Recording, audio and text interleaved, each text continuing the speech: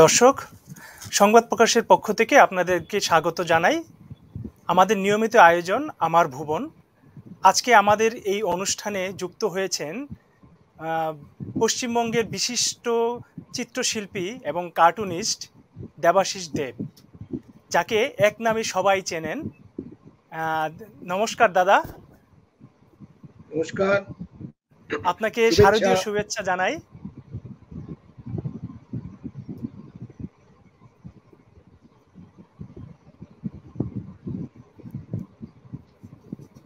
দাদা সম্ভবত আমাকে শুনতে পাচ্ছেন?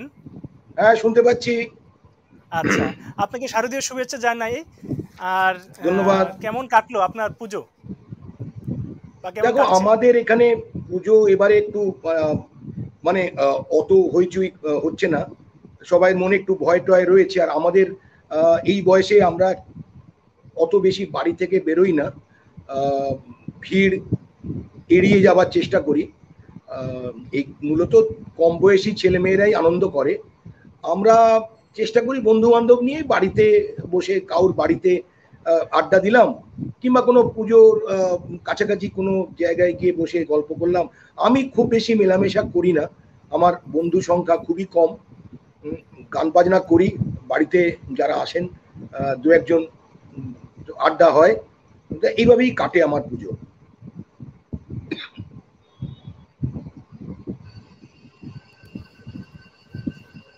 দাদা, আমরা আমাদের এই ভুবনে সাধারণত যিনি অতিথি থাকেন তার জগৎটা নিয়ে কথা বলি। সেটা হচ্ছে আপনার লেখা, মানে আপনার আঁকা আঁকির শুরুটা কিভাবে, সেটা যদি একটু বলতেন।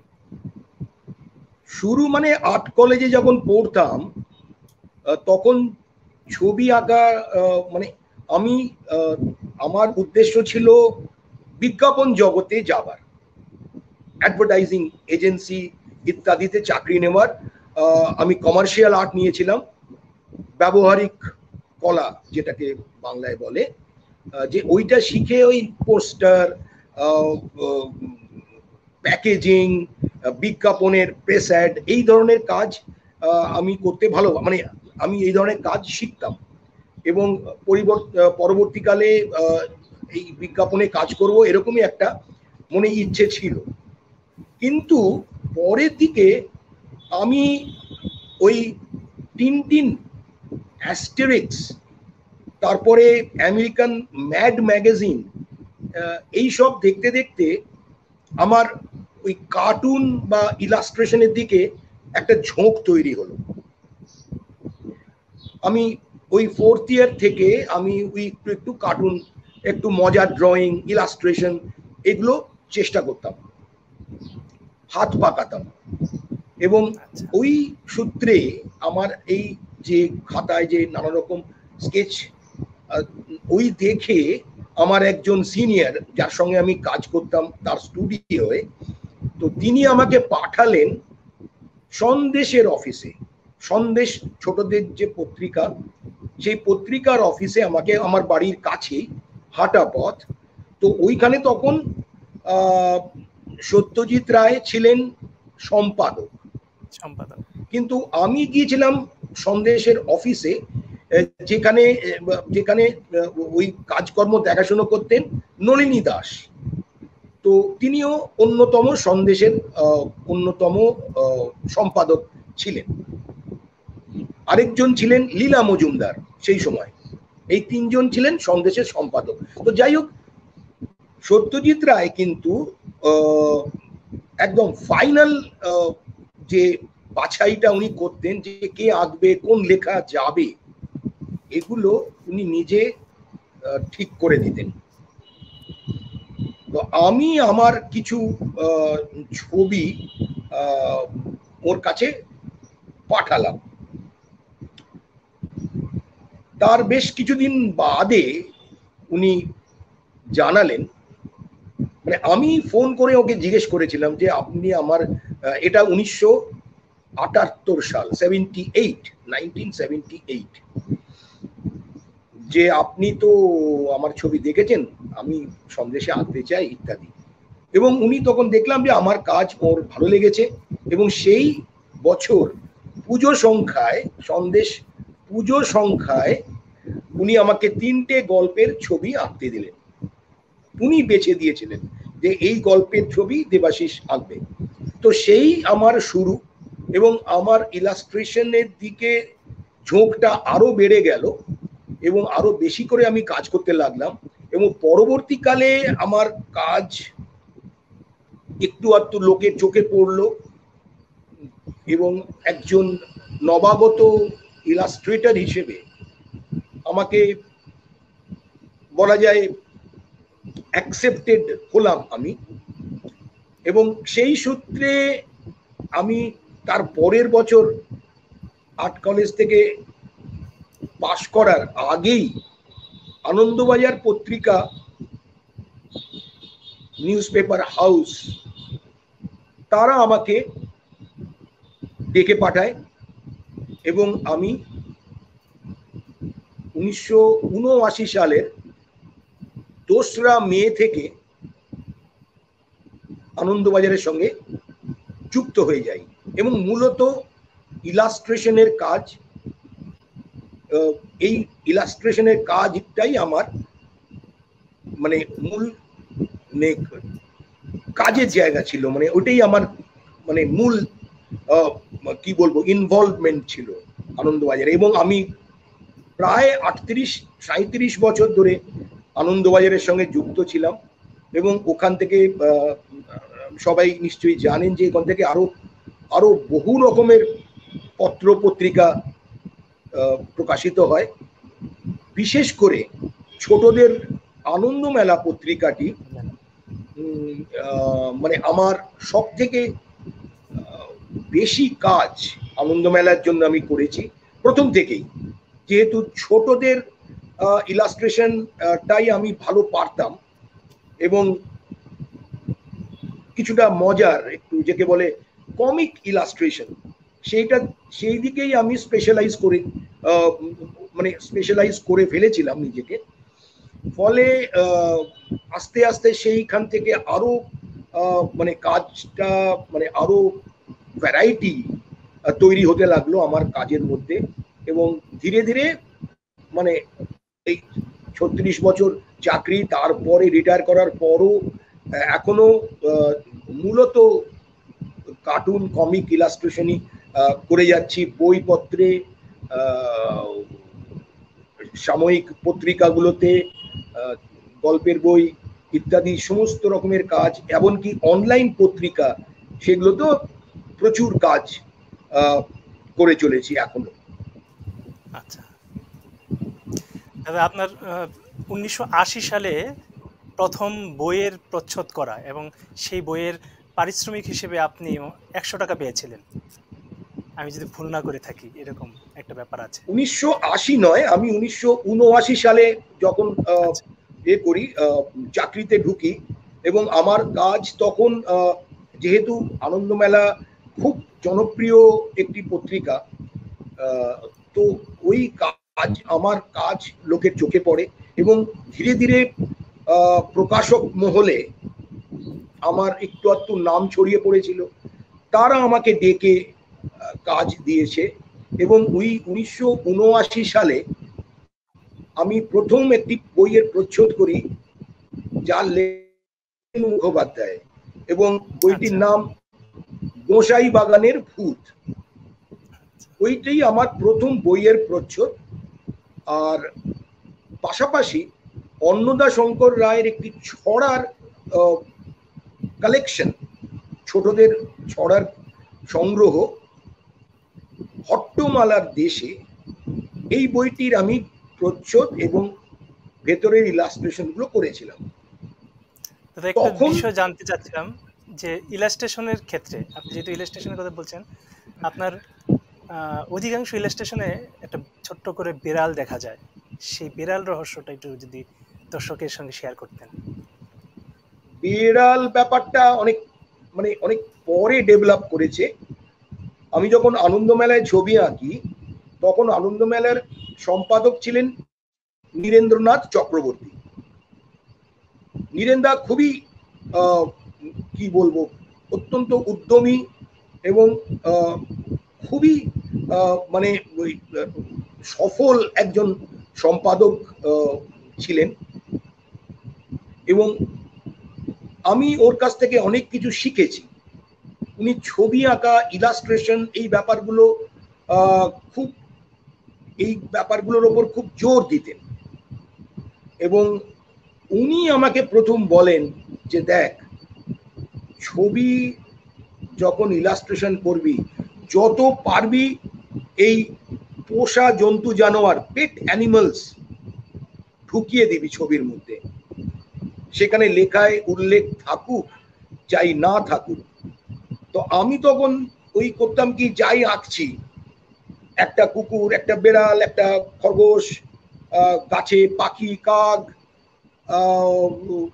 কাঠবেড়ালি, মানে এই আমাদের চারপাশে যে ধরনের সমস্ত জন্তু জানোয়ার সাধারণত ছড়িয়ে ছিটিয়ে থাকে, আমি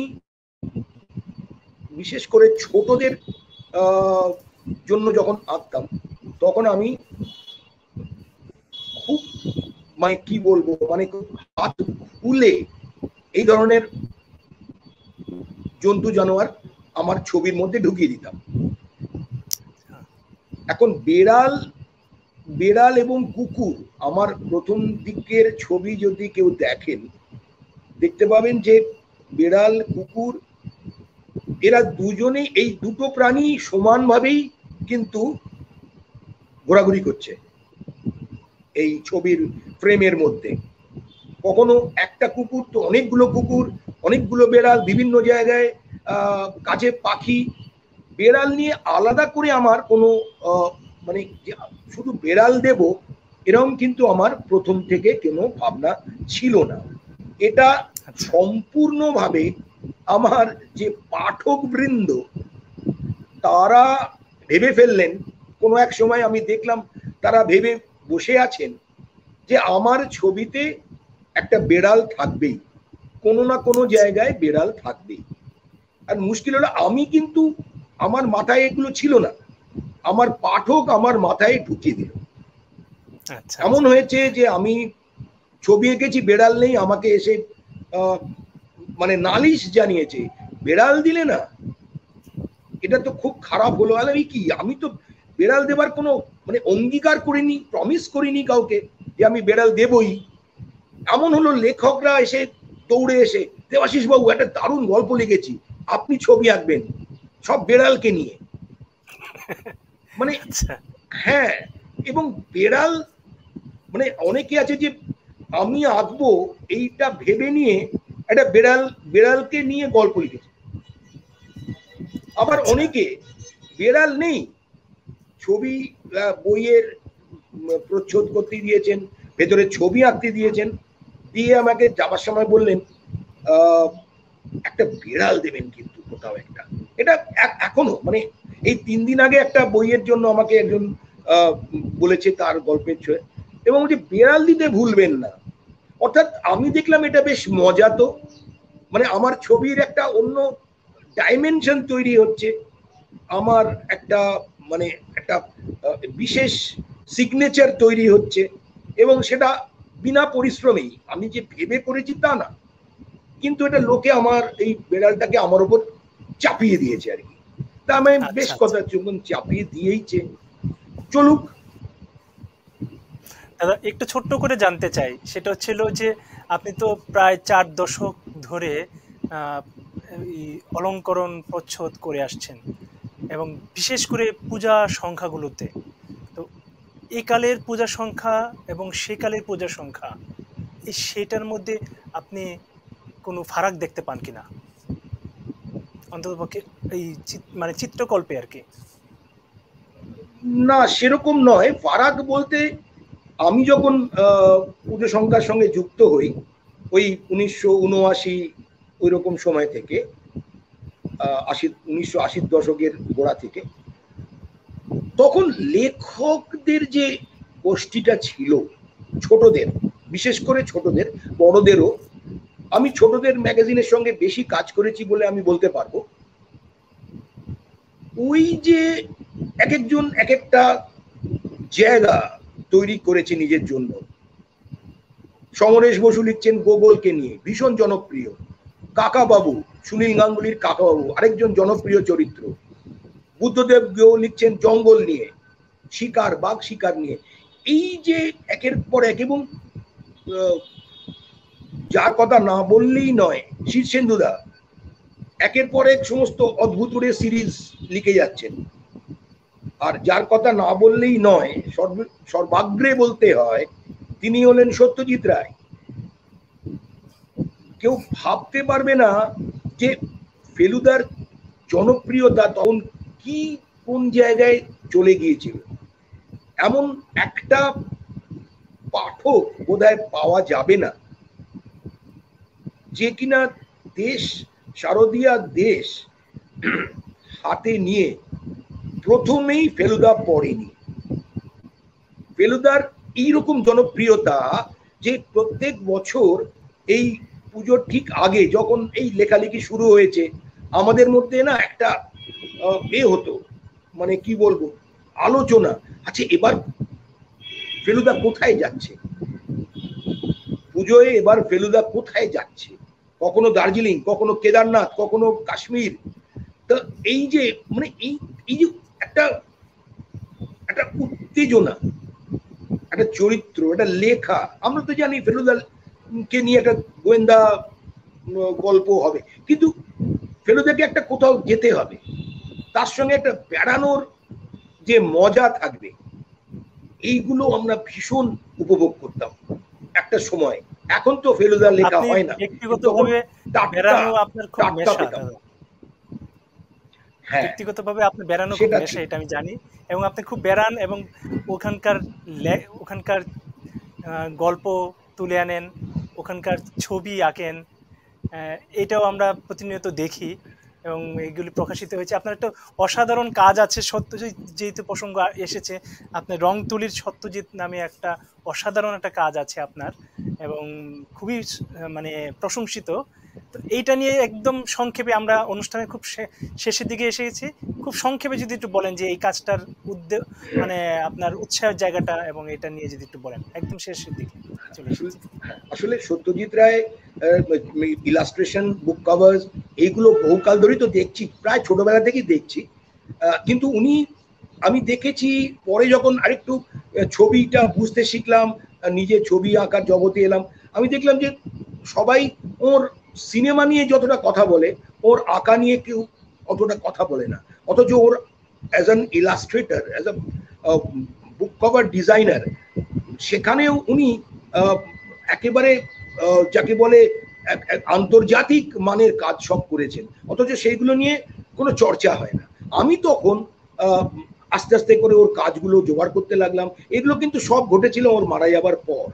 আমি তখন আস্তে আস্তে করে ওর কাজ জোগাড় করতে লাগলাম, আমি বিশ্লেষণ করতে লাগলাম, আমি কোথায় কেন ওর কাজটা খুব মানে ভালো, কোথায় উল্লেখযোগ্য ব্যাপার, এইগুলো অ্যানালাইজ করতে লাগলাম, স্টাডি করতে শুরু করলাম।